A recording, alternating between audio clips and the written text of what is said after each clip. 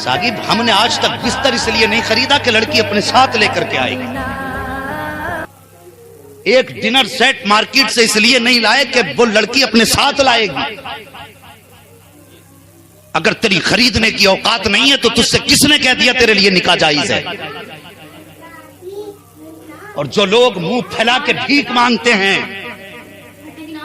कि मुझे ये चाहिए, मैं कुल्लम कुल्ला उनकी बात करता हूं, वो दबे लफ्जों में भीख मांगते हैं। अगर किसी ने कहा 4 पहिया चाहिए तो वो कहना ये चाहता मेरे समाज, मेरी बिरादरी, मेरी औकात नहीं है मैं मारुति खरीद सकूं, जो तुझ पे ज़कात निकलती वो भीख में मुझे गाड़ी दे देना। वो भिखारी हैं और मुस्तफा की उम्मत पे बोझ हैं वो लोग जो गरीब बेटियों का जीना हराम किए हुए हैं। क्या हमारे समाज की ये कड़वी सच्चाई नहीं है कि अगर अमीर की बेटी खूबसूरत भी हो, शरीफ भी हो, तो लोग उसमें 1000 ऐब निकाल के चले जाते हैं, ये हमें पसंद नहीं। और गरीब की बेटी के दामन पे अगर 1000 दाग भी हो तो 4 लाख कैश लेकर के बेटी के दामन के सारे दाग धुल जाते। क्या तुमने गरीब की बेटी की इज्जत की इतनी सी कीमत लगाई कि अमीरों के दाग 4 लाख में छुपा दिए और गरीब की बेटी के दामन पे कोई दाग न था? अगर कमी थी तो सिर्फ इतनी कि उसका बाप 4 लाख नहीं दे सकता, इसलिए तुमने उसके बेदाग दामन में अपनी मर्जी से हजारों ऐप पैदा कर दिए। हमें हुआ क्या है, आजकल लड़कियों को देखने के लिए बारातों की बारातें जाती हैं। जरा दिल पे हाथ रख के बता, अगर तेरे बेटे का इंटरव्यू किसी भी जॉब के लिए कहीं पे होता है तो उसका दिल धड़कता है। इंटरव्यू में कहीं फेल तो नहीं कर दिया जाऊंगा, कहीं मैं किसी सवाल का जवाब देने में नाकाम तो नहीं हो जाऊंगा। यार ये बेटा है। सोच, जब किसी बेटी को देखने के लिए बारात की बारात जाती है तब उस बेटी के दिल पे क्या गुजरती होगी। वो 1000 बार शीशे के आगे खड़े होकर देखती है, मेरे अल्लाह कहीं ऐसा तो नहीं है लोग मुझे नापसंद कर जाएं। अगर इन्होंने इनकार कर दिया तो मालिक मैं किसे मुंह दिखाऊंगी। वो घंटों घंटों गुम रहती है सोचों में। अगर पसंद भी आ गया तो कहीं इन्होंने अगर मांग रख दी तो मेरा बाप कहां से देगा। और तुम तो आए पेट भर के खाया, घर आके कह दिया फोन करके बता देंगे। तुम तो आके जो भी तुम्हें फैसला करना था वहां दिमाग में कर लिया, टांगे फैला के सोए। लेकिन सोचा वो बेटी कैसे सोई होगी जिसके जवाब के दिन तुम 8-8 दिन इंतजार करते हो कि साहब अभी उससे मशवरा करना है। साहिब रहम करो मुस्तफा की उम्मत पर, किसी बेटी का चैन और सुकून न ढूंढो, उसकी जिंदगी का आराम न छीनो। तुम तो गए आके पेट भर के खा के आके सो गए, वो सुबह तक इंतजार करती रही, 8 दिन तक मर जी के मरती रही और मर मर के जीती रही, न जाने जवाब क्या आएगा। और जब 8 दिन के बाद फोन करके कहते नहीं जी हमें लड़की पसंद नहीं, खुदा की कसम वो जीते जी मर जाती है। और वो अपने रब से दिल में कहती मेरे मालिक तूने मुझे ऐसा बनाया क्यों था, इसमें मेरा तो कोई कसूर न था। जो लोगों ने मेरी आंख में कमी निकाली मालिक ये तो तूने बनाई थी। जो किसी ने कह दिया आंख छोटी है नाक बड़ी है, किसी ने कहा कान बड़ा है, कोई कहता खाने का मुंह सही नहीं है, तो वो बेटी तुम्हें नहीं कोसती, फिर अपने रब से कहती है मालिक तूने मुझे ऐसा क्यों बनाया था। याद रखो अगर कोई गरीब बेटी या किसी की भी बेटी इस वजह से तड़प गई कि तुमने उसके अंदर ऐब निकाल कर उसे समाज में बेइज्जत किया है, अल्लाह की कसम खा के कहता हूं लोगों वो बड़ा खालिक व मालिक है, वही मालिक हकीकी है। उसके बारगाह के अंदर देर तो अंधेर नहीं है और ना वो किसी का मोहताज है। अगर किसी की आह अर्श इलाही से टकरा गई तो फिर देर नहीं निकलेगी। तुमने एक बेटी में ऐब निकाला है, खुदा तेरी नस्लों के अंदर हजारों ऐब पैदा फरमा दे। फिर किसके दरवाजे पे जाओगे। साहिब खुदा से डरते रहो और अल्लाह से दुआएं मांगा करो। हम अपनी बेटी के लिए तो जन्नत ढूंढते हैं ससुराल, और दूसरी बेटी के लिए दोजख बना के रख दी। ऐसा लगता है बेटी नहीं कि कुर्बानी के लिए बकरा खरीदा जा रहा हो। बेहतर करो, हालात बेहतर करो मुस्तफा की उम्मत के। और हम क्या हैं, हमारी औकात क्या है। खुदा की कसम फरमाया गया कि रब ने मोमिनीन के जान और माल को जन्नत के बदले में खरीद लिया है। हमारी मंजिल तो मदीना है, ہمارا سفر بھی سوئے مدینہ ہے، اور جب مدینے تک چلے جائیں گے تو پھر بریلی سے صدا آتی ہے کہ طیبہ میں مر کے ٹھنڈ چلے جاؤ آنکھیں بند، سیدھی سڑک یہ شہر شفاعت نگر کی ہے۔ کم سے کم مدینے تک تو پہنچے، جنت تک تو بعد میں پہنچیں گے۔ صاحب حالات بہتر کرو، کسی غریب کا دل دکھا کر کے ٹھنڈے دماغ سے اس بات کو سوچئے۔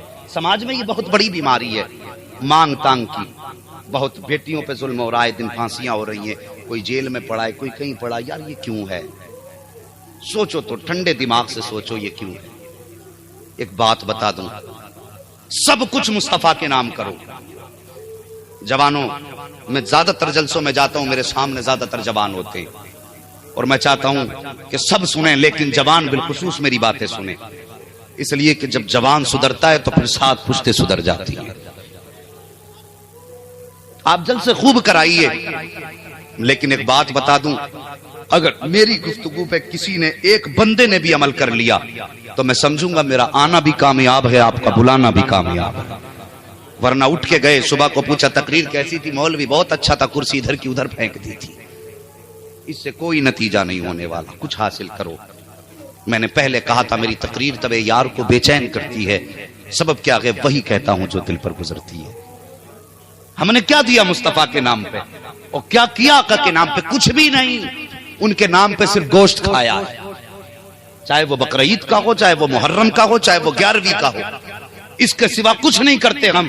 کرنے والے کیسے تھے؟ خدا کی قسم دیکھو، ان کے نام پہ سودا کرو۔ پھر اعلیٰ حضرت کہتے ہیں عشق تیرے صدقے جلنے سے چھٹے سستے، جو آگ بجھا دے گی وہ آگ لگائی۔ ان سے محبت تو کر کے دیکھو شاگب، ان سے محبت تو کر کے دیکھو۔ آؤ نبی کے غلام کی داستان بتاؤں کیسے کیسے سودے کر بیٹھے۔ بہت بار آپ نے سنا ہوگا، سرکار کے صحابی نام ہے حضرت عبداللہ اسود، جی ہے حضرت عبداللہ اسود۔ ایک دن میرے نبی کے ساتھ کسی نکاح کی تقریب میں گئے، توجہ سے سننا، اگر ذرا سی بات ادھر سے ادھر ہو گئی تو پھر میں سمجھوں گا شاید سبق بھول گئے آپ۔ حضرت عبداللہ اسود میرے نبی کے ساتھ ایک شادی کی تقریب میں گئے، وہاں کر گئے، آپ نے دیکھا لوگوں کی خوشیاں، اپنوں کی بھیڑ بھاڑ، ایک دوسرے کی مبارکبادیاں۔ واپس آئے، دل میں خیال آیا عبداللہ آج اگر تیرا کوئی ہوتا تو تیرا بھی نکاح ہوتا، اور تیرا نکاح ہوتا، تیری بھی نکاح کی خوشیاں ہوتی، تجھے بھی لوگ مبارکباد دیتے۔ یہ سوچ کے رونے لگے۔ جب یہ سوچ کے روئے نا تو اچانک میرے نبی کی نظر کرم پڑ گئی، اور کون سی نظر؟ اللہ اکبر، خدا کی قسم، جب آ گئی ہیں جوش رحمت پہ ان کی آنکھیں، جلتے بجھا دیے گئے، روتے ہنسا دیے، وہ نگاہ پڑ گئی۔ میرے مصطفیٰ نے فرمایا عبداللہ قریب آؤ گا۔ جی یا رسول اللہ، کیوں روئے؟ کہا بس سرکار یوں ہی خیال آیا کاش عبداللہ کا بھی آج کوئی ہوتا تو میرا بھی نکاح ہوتا، آقا میری بھی نسلیں ہوتی، میرا نام آگے بڑھتا۔ یہ کہہ کے روئے نا، میرے نبی نے سر پہ ہاتھ رکھا، فرمایا عبداللہ جس کا کوئی نہیں ہے اس کا محمد الرسول اللہ ہے، پریشان نہ ہو، چاہتے کیا ہو؟ کہتے ہیں آقا میرا بھی نکاح ہوتا، میرے بھی بچے ہوتے۔ آقا فرماتے پھر نکاح کرو۔ کہتے ہیں سرکار میرے جیسے کالے کو بیٹی کون دے گا؟ میرا چہرہ اتنا بھیانک ہے کہ لوگ میرا چہرہ دیکھنے سے ڈر جایا کرتے ہیں۔ اتنی بات کہی تھی۔ میرے نبی فرماتے ہیں صحابہ ذرا بتاؤ تو سکی، پورے مدینے میں سب سے زیادہ خوبصورت بیٹی کس کی ہے؟ اللہ اکبر، فیصلے دیکھیے۔ آج جاتے ہیں گھر دیکھنے کے لیے، رشتہ کرنے کے لیے جایا کرتے ہیں تو پہلے پوچھتے مکان کچا ہے کہ پکا ہے، جب کچا پکا مکان پوچھتے ہیں، پھر اس کے بعد کہتے ہیں بیٹی کیسی ہے؟ کہا خوبصورت ہے۔ پھر پوچھتے ہیں کہ کیا ملے گا جہیز میں؟ کتنی چیزیں تلاش کرتے ہو؟ میرے نبی فرماتے ہیں میرے صحابہ بتائیے تو سکی، پورے مدینے میں سب سے خوبصورت کس کی بیٹی ہے؟ صحابہ نے ایک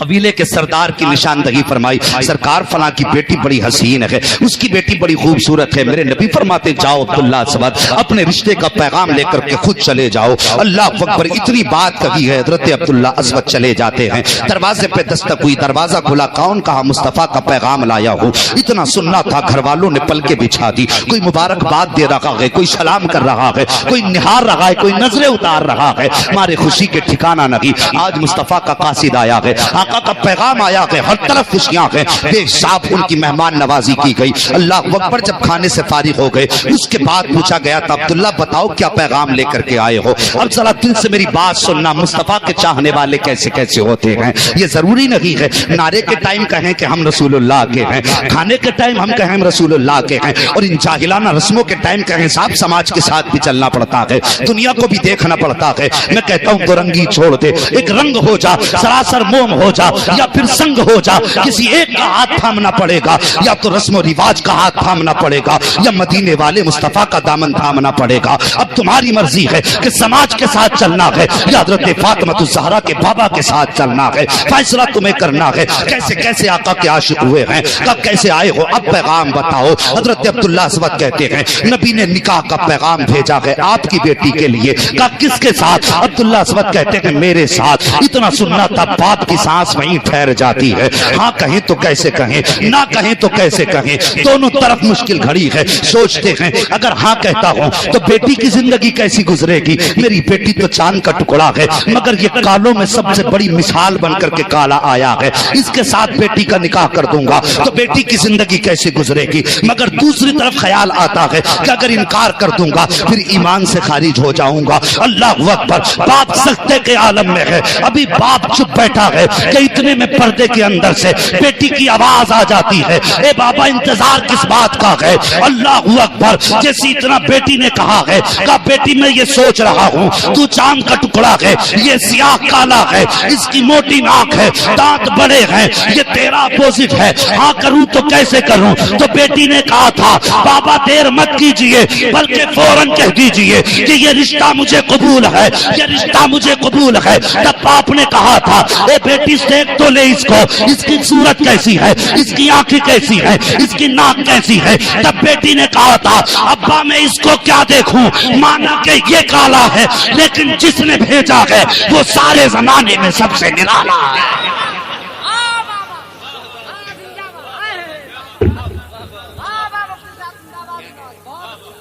ہاں ہاں صاحب، یہ تھے مصطفیٰ سے پیار کرنے والے اور یہ تھے آقا کے چاہنے والے۔ کیا کبھی ہم نے یہ سوچا کہ سماج کیا کہے گا؟ ہم ہمیشہ سماج کی فکر کرتے ہیں، یار سماج کی فکر نہ کر، مدینے والے بے تاج بادشاہ کی فکر کرو۔ اللہ اکبر۔ اس شہنشاہ کی فکر کرو کہ وہ کیا کہیں گے۔ ہم تو سماج کے پیچھے مر گئے۔ مہربانی کرو۔ اور پھر عشق کیسا تھا، اللہ اکبر۔ ابھی رشتے کی خبر لے کے واپس آئے۔ ایک روایت میں تو یوں ہے نبی کے پاس تک آ گئے تھے، دوسری روایت یوں ہے کہ ابھی راستے ہی میں تھے، ابھی واپس نہیں آئے تھے کہ اتنے میں ندا ہو گئی کہ دشمنوں نے چڑھائی کر دی ہے مدینے کی شریف کے اوپر، جہاد کی تیاری کرو۔ اللہ اکبر۔ وہیں اسی قبیلے میں ٹھہر گئے، کہنے لگے قبیلے والوں مجھے ہتھیار دے دو۔ اللہ اکبر۔ توجہ کرنا، میں تو کہتا ہوں تیرے دامن کرم میں جسے نیند آ گئی ہے، جو فنا نہ ہوگی ایسی اسے زندگی ملی ہے۔ میرے نبی نے فرمایا لوگو اگر ہو سکے تو میرے مدینے میں مرنا، اگر میرے مدینے میں نہ مر سکو تو مدینے کی تمنا لے کے مر جانا۔ آقا جی تمنا لے کے مریں گے تو کیا ہوگا؟ پھر فرمایا تم مرو گے ہندوستان میں، قیامت میں اٹھائے جاؤ گے مدینے کے قبرستان میں۔ تیرے دامن کرم میں جسے نیند آ گئی ہے، جو فنا نہ ہوگی ایسی اسے زندگی ملی ہے۔ اللہ اکبر۔ راستے میں کہا قبیلے والوں مجھے ہتھیار دے دو، جنگ کے لیے جانا ہے۔ جنگ میں گئے، جنگ کے بیچ میں جو زخمی ہو رہے تھے تو صحابہ اکرام اور جو کچھ لوگ ایسے تھے جو زخمیوں کو پانی پلانے کے لیے جا رہے تھے، کسی کی پٹی ہو رہی تھی، کسی کو پانی پلایا جا رہا تھا۔ پانی پلانے والے حضرت عبداللہ کے پاس تک پہنچے، حضرت عبداللہ اسود کو کہا لو پانی پی لو۔ کہنے لگے صاحب پانی کی ضرورت نہیں، میرے محبوب کا جلوہ ایک بار دکھا دو، کہ کوئی ان تک یہ خبر پہنچا دے کہ عاشق دنیا سے جا رہا ہے اور بس آخری دیدار چاہتا ہے۔ اللہ اکبر۔ بس اتنا کرم کرنا اے نرگس مستانہ، جب جان لبوں پر ہو تم سامنے آ جانا۔ صاحب کہتے مجھے پانی نہیں چاہیے، مجھے بس مصطفیٰ کا دیدار چاہیے. کسی نے کہا آقا عبداللہ اسود کی زندگی کے آخری لمحے ہیں, آپ کو یاد کر رہے ہیں. میرے نبی کی نبوت والی آنکھیں برسنے لگی. سرکار گئے, جیسی پہنچے ہیں حضرت عبداللہ اسود نے اٹھنا چاہا لیکن زخم شدت کا تھا, اٹھ نہ سکے. مصطفیٰ دوڑے, جیسی جا کر کے بیٹھے عبداللہ اسود نے کروٹ لی, قدموں پہ مصطفیٰ کے سر رکھا ہے اور رکھنے کے بعد آنکھیں ہمیشہ کے لیے بند ہو جاتی ہیں. تبھی تو ایک عاشق اور بڑے پیارے انداز میں یہ بات کہی تھی, اللہ اکبر کر وقت اجل, سر تیری چوکھٹ پہ جھکا ہو, جتنی ہو قضا ایک ہی سجدے میں ادا ہو. یہ تھے انداز مرنے والوں کے. اور جب انتقال ہوا, مصطفیٰ نے دفنایا تو عالم یہ تھا میرے مصطفیٰ دیکھ کے مسکرائے. لیکن جب جنازہ جا رہا تھا تب آقا کی آنکھ میں آنسو تھے, اور جب پلٹے ہیں تو آقا کریم مسکرا رہے تھے. صحابہ پوچھتے گئے آقا اب مسکرانے کی وجہ کیا ہے؟ تب میرے نبی نے فرمایا کہ جیسے کہ عبداللہ اسود کو قبر میں دفنایا گیا ہے, 70,000 حوریں آ گئی ہیں اور کہہ رہی ہیں کہ میرا نکاح عبداللہ سے ہوگا, میرا نکاح. تیرے دامن کرم میں جسے نیند آ گئی ہے, جو فنا نہ ہوگی ایسی اسے زندگی ملی ہے. تو صاحب یہ ہے عشق.